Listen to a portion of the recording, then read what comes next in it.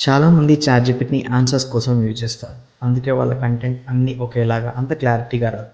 నేను చాట్‌జీపీటీని better thinking కోసం use చేస్తాను. Hi guys! ఏఐ టూల్స్ నేర్చుకునే డే 1కి వెల్కమ్. నా పేజ్ పేరు ఏఐ గురించి. ఇక్కడ నేను ఏఐ అండ్ వాటి టూల్స్ గురించి చాలా సింపుల్ వేలో చెప్తాను. కన్ఫ్యూజన్ ఏం లేదు, ఓన్లీ రియల్‌నెస్. ఇప్పుడు కేర్‌ఫుల్‌గా వినండి. First smart trick. చాట్‌జీపీటీకి ర్యాండమ్ క్వెషన్స్ అడగండి. దానికి చెప్పాలి. అది ఎలా యాక్ట్ చేయాలి. ఏదైనా కంటెంట్ జనరేట్ చేసేటప్పుడు చాట్‌జీపీటీతో ఇలా చెప్పండి. ఇప్పుడు టీచర్‌లా యాక్ట్ చేయి, యాక్ట్ లైక్ టీచర్. ఇప్పుడు ఫిల్మ్ మేకర్‌లా యాక్ట్ చేయి, act like film maker. Then ఇమ్మీడియేట్‌గా మీ ఆన్సర్స్ చాలా బెటర్ అవుతాయి. Second trick. చాట్‌జీపీటీకి ప్రాంప్ట్ ఇచ్చినప్పుడు మీరు ఒక్క మెసేజ్‌తో ఆగిపోవద్దు. ఫస్ట్ ఐడియాస్ అడగండి. తర్వాత ఇంప్రూవ్ చేయమనండి. ఆ తర్వాత సింపుల్ చేయమనండి. ఒక్క ప్రాంప్ట్ ఓకే, కానీ మల్టిపుల్ ప్రాంప్ట్స్ చాలా పవర్ఫుల్.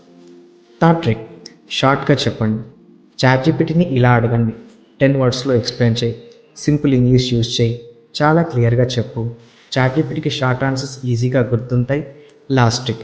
చాట్‌జీపీటీ ఒక ఆన్సర్ క్రియేట్ చేసినప్పుడు దాని ఆన్సర్‌ని ఫిక్స్ చేయమని అడగడం వల్ల మీకు బెటర్ ఆన్సర్స్ వచ్చే అవకాశం ఎక్కువగా ఉంటుంది. చాట్‌జీపీటీతో ఇలా చెప్పండి. ఈ మెసేజ్‌ని ఇంకా బెటర్ చేయి.